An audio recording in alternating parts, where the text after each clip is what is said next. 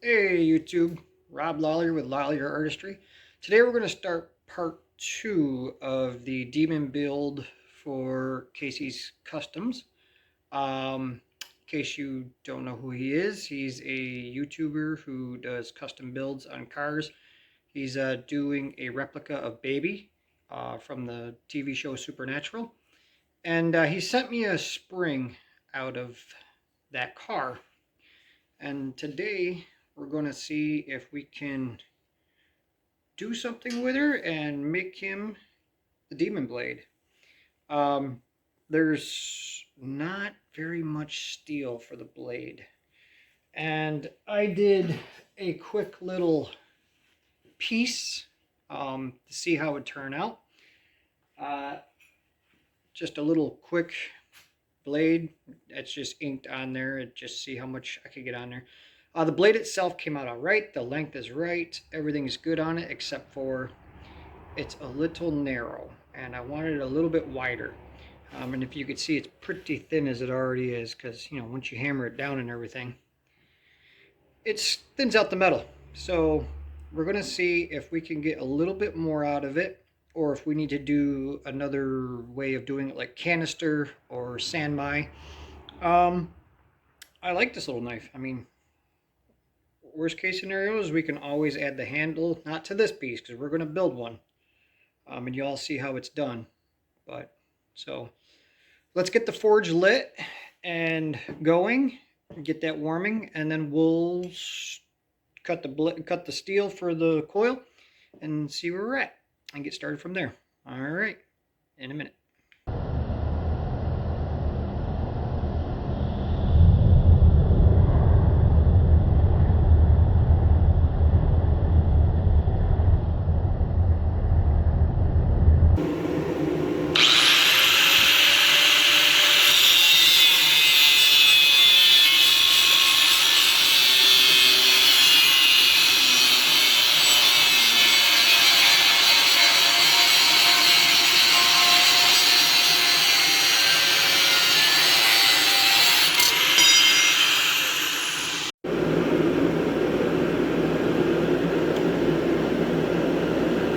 Paint will burn off. I'm not worried about that. Just wanted to get her hot so we can get her straightened out. Close the doors up, keep the heat in. We'll be back when that's good and hot. You can see she's glowing, so we're going to put her in the leg vise here, start straightening her out.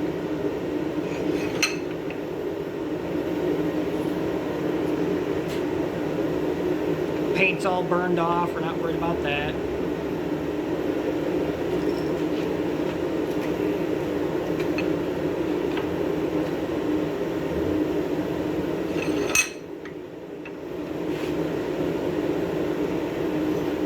We're getting there.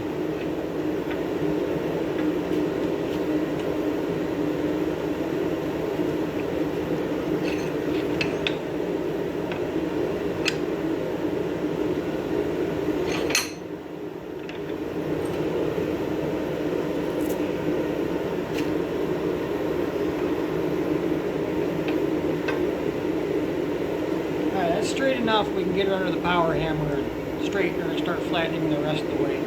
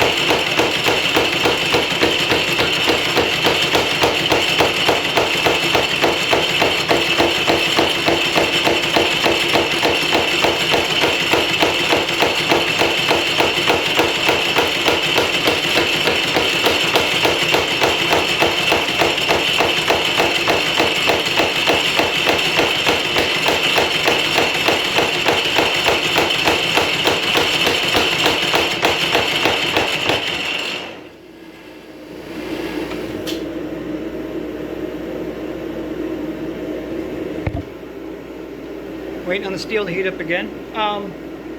If you're going to be a blacksmith, expect a lot of heat. I mean, it's pretty warm in this shop. Expect a lot of holes in your t-shirts. But anybody can do it, honestly. If you're interested in the hobby, I do put on courses. The best thing about it is knowing that when I'm gone, some of my pieces will still be around. And it's an art. You get to learn different techniques, different styles of knives, but it doesn't have. You don't have to be a bladesmith. You can be a blacksmith. You don't have to shoe horses. You can do candelabras. You can do all sorts of different motifs and stuff like that. So if you're interested in any of that stuff, you can get a hold of me at Lallier Artistry on Facebook. You can look me up there. Oh, I do have a website, LallierArtistry.com. But definitely check out Casey. He's doing some amazing work over there. I'm very honored to be able to do this. We been talking back and forth, and he's excited to see the final product too. So go check him out, please. He's doing great work. So if you're interested in cars, you know, it's the best thing to do. I mean, go check him out. You can learn something from him. You can learn something from me. And it's kind of a cool collaboration. I mean, you wouldn't think cars and knives would ever, you know, coincide with each other, but here we are, you know. So you just never know where life's going to take you and what cool paths, you know, you may run into and different people you run into. So, all right, let's get back onto the power hammer.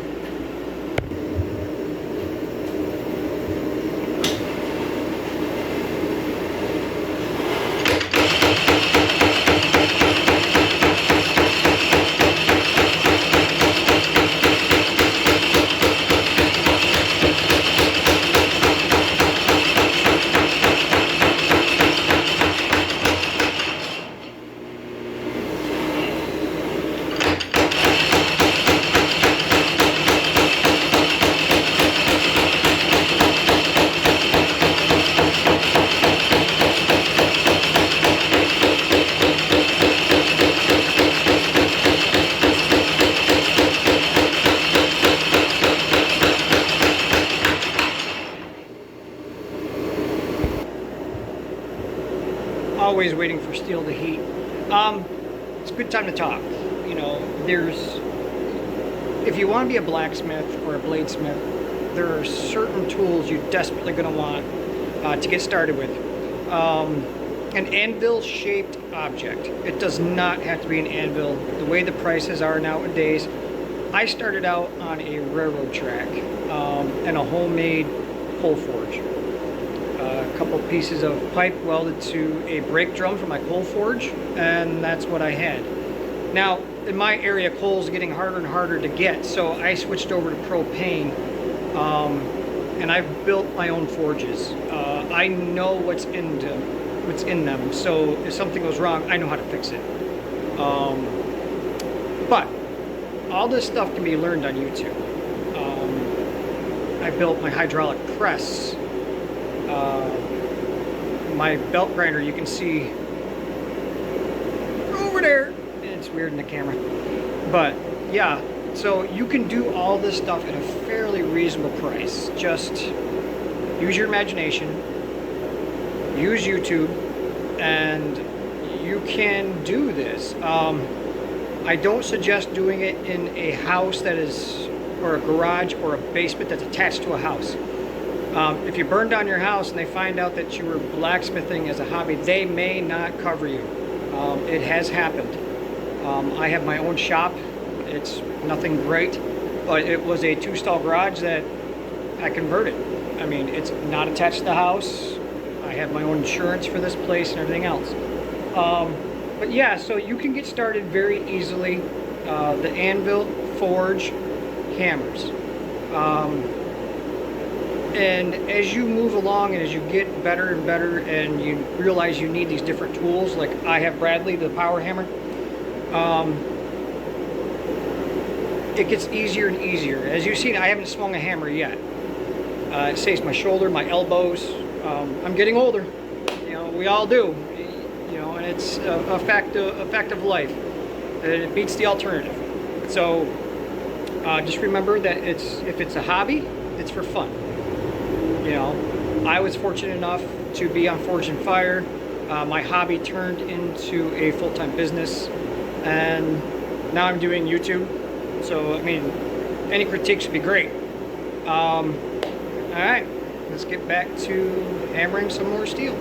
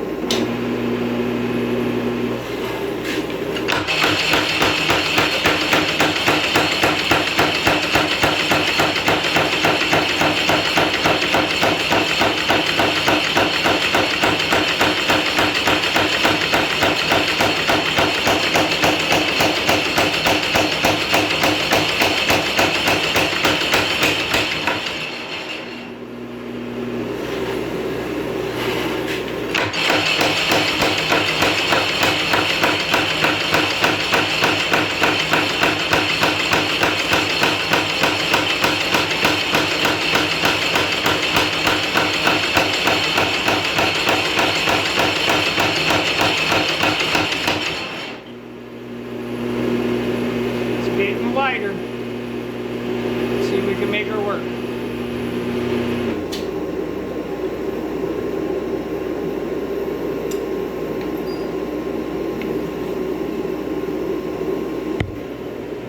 While the steel's heating, I, got her measurements. I like to mark right on my anvil, so I know exactly how long it's got to be, how wide it's got to be, and some soapstone. Metal ruler, good to go. Now I know that the blade has to be 7.5 inches long. So we'll mark that on here. I go from tip of the anvil back here. I go 7.5 inches. Now we add in a few inches for a tang. So let's say it's let's see, 7.5 inches this way because I'm marking upside down. My soapstone's nice, you can erase. So that's the length of the blade. Now we got to add in a few inches for our tang. And the overall length of the blade and handle will be 12 inches. So if we give it, I don't know, let's see, 7.5, 8.5, 9.5, let's go 10 inches. So now we know. So I also mark it on the side too. So we know that 7 inches is right here. 10 inches is there. I mark it on the side, so that way if it wears off, I can still see it. I hope y'all can still see. And I marked it on the anvil. Now I know, okay, the blade, it's got to be that long. But we also got to figure out it's got to be an inch and a half wide. So let's come up here. Pretty darn close, inch and a half from end to end. We know that the blade's got to be that width. That width, inch and a half. There's the tang, inch and a half. Length, 7.5. All right, back to hammering steel.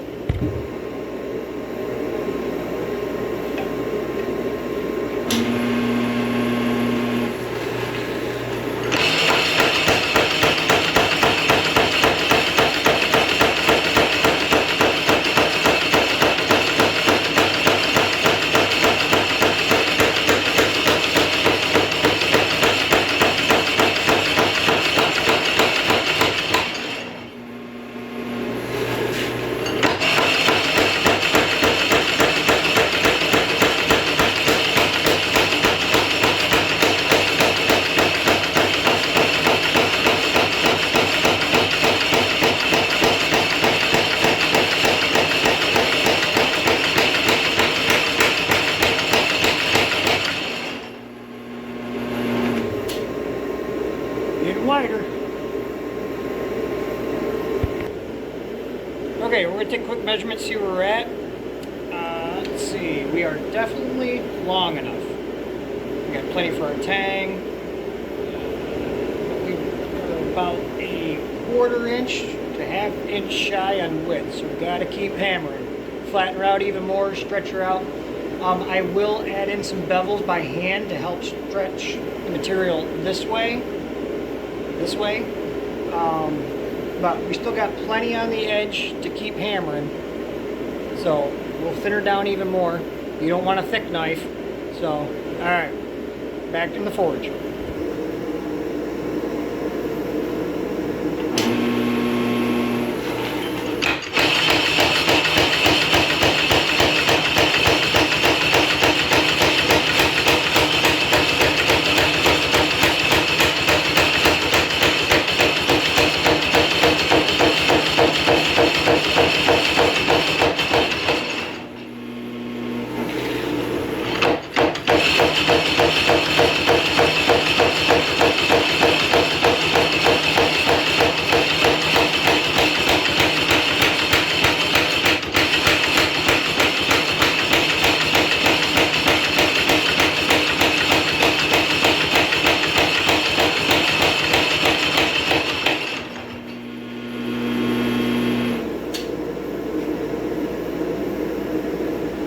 Take a look, see how she's doing, see if she's wide enough yet.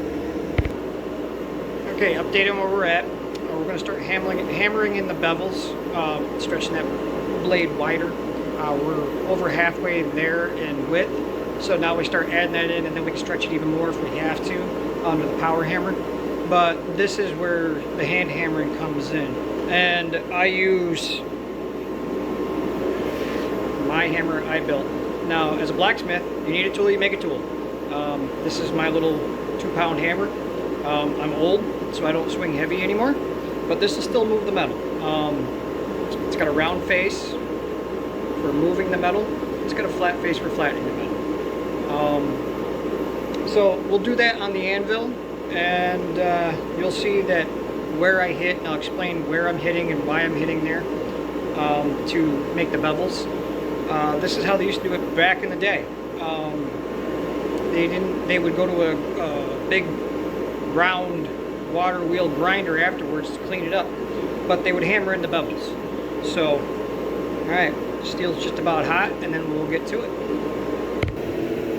Alright, now you can see on the anvil there's this little shelf right here. I come in on the angle here, up front, with my rounding side of the hammer to stretch it out.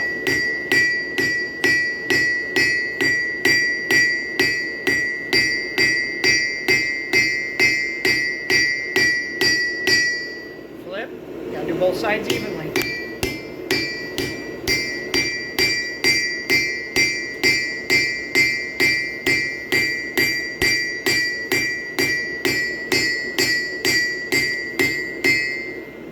Flip. Start to lose heat because the anvil sucks it out. It's like a big heat sink, so we'll only hit it a few more times, and then back in the forge we'll go.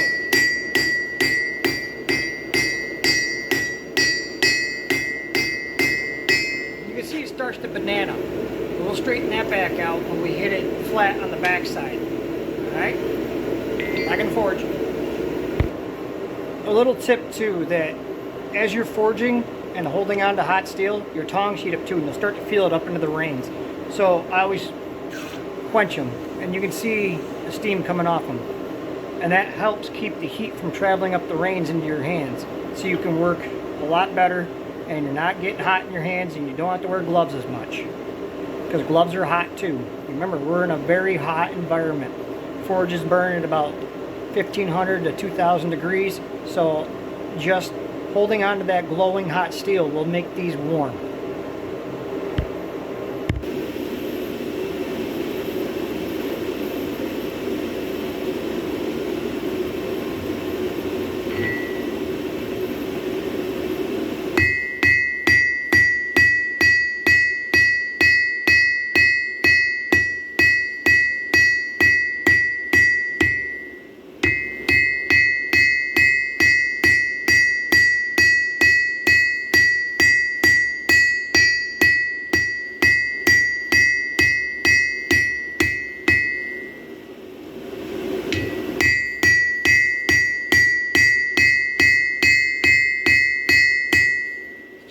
See how we're doing?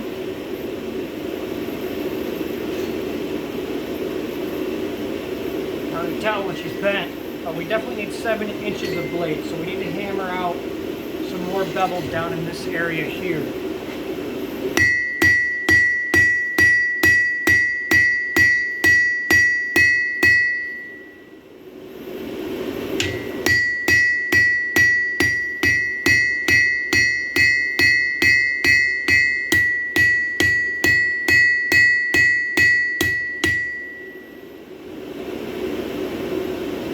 Get her flattened back out, and then under the power hammer, and we'll see where we're at, see if we got enough width, and we'll go from there.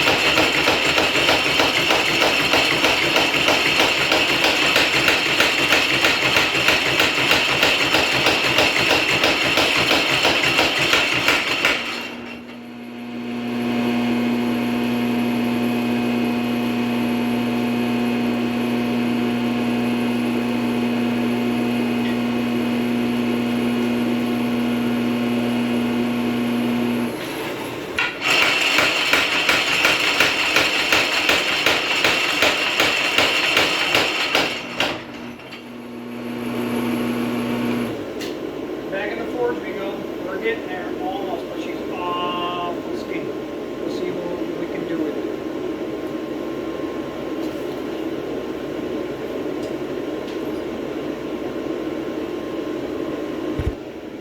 it. Width-wise, we're almost there. I don't want to go much skinnier because you still got to grind off all that scale and put the bevels in, you'll clean them all up.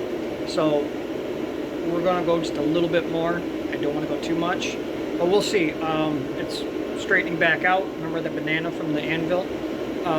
As you hit the back side, it straightens the piece back out. That's just the way the steel moves. So keep that in mind. If you're ever getting that banana, if you're forging, hit the back side. It'll start straightening itself back out.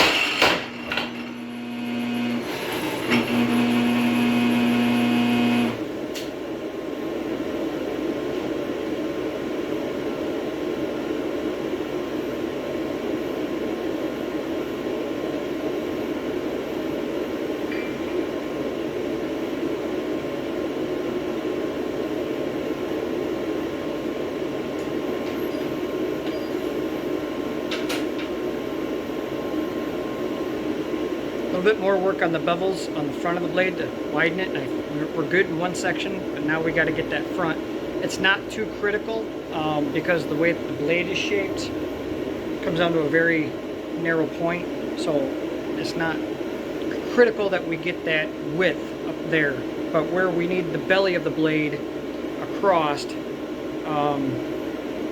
that's where it needs to be the widest, so that the knife is legit and is to scale to what they used for the show. Alright, so here we go. I've got about as much width as I'm going to get. She's right on it, so we can't lose too much. But you can see I've marked on the blade. That's the length of the blade. This is going to be the tang area that will go into the handle. So we'll get that cut off, flatten out the tang area a little bit, and go from there.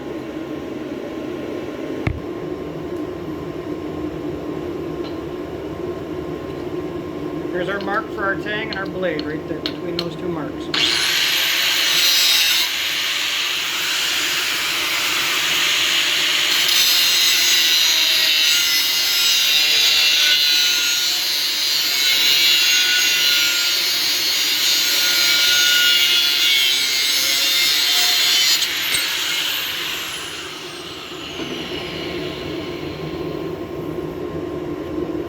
Now I'll take it from the other end because this side's going to go in the forge, and that's what we're going to draw out.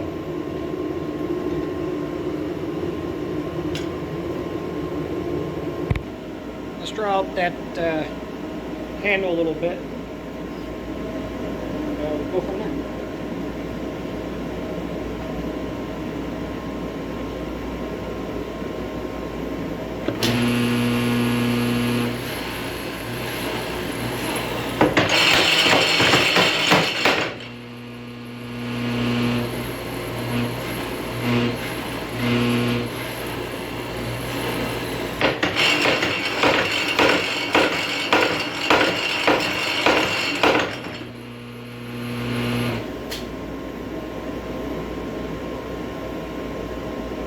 These old machines, they've got a mind of their own. You got to keep on them. This is starting to move a little bit, so we're going to tighten it down and go from there. This back and forwards keep it hot. How we do that nonsense. But you can't beat that old machinery. So I'll get that tightened down and bring it back. All tight and ready to go. We're going to straighten the blade out. Make her good and straight so we can start doing the rest of the work on it, and actually we'll start making it a blade shape. I'm not going to forge it all in. I'm going to do a lot of cutting, just because it's faster that way, and there's plenty enough steel there to do it. So we'll get the blade straight and then we'll go from there. Okay, she's hot. Starting to run out of propane, so I'm gonna make this fast. I use a wooden hammer, wooden mallet. It doesn't mar up the steel. It helps straighten everything nicely. Look down it both ways. You can see it's straight in there. That needs to be flattened out and straightened. And you can see it, she wants to wobble. So we'll turn her around.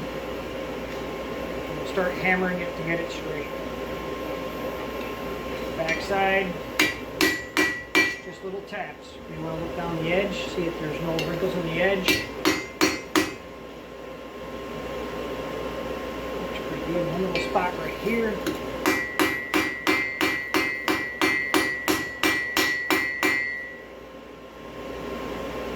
Bad. Down the spine of the knife. Got a little bit of crook right there. Good, a little bit more.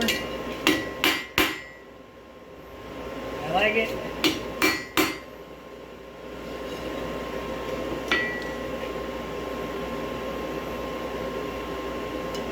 A little bit of a bow right in the middle.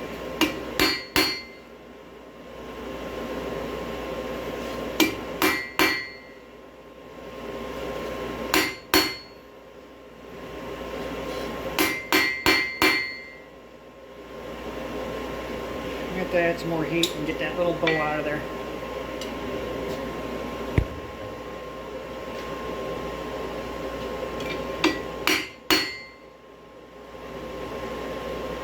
That's much better. Check the tang, make sure that's good and straight.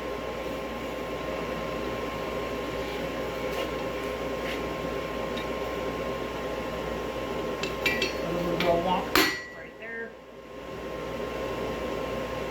Okay, I like it. And there you go, that's the start of Casey Customs Demon Blade that Ruby carries on Supernatural. And that's going to do it. On the next episode, we'll start grinding in the bevels and getting our tang situated and starting to make it look like the Demon Blade. If you like this content, like, subscribe, all that good stuff. If you have any comments or questions, feel free to answer, or feel free to leave them in the comments. I'll answer. Yeah, she's getting there. I mean, it looks like just a block of steel right now, very thin, but blades aren't thick anyways, so we just don't have a lot of material to work with. If this doesn't work out, I can always do a canister or sand mine or any of those. So yeah, check out me, check out Casey, Casey Customs. I'll leave a link in the description. And yeah, stick forward to part 2. We start making this thing look like a blade. Thanks for watching, guys. Bye.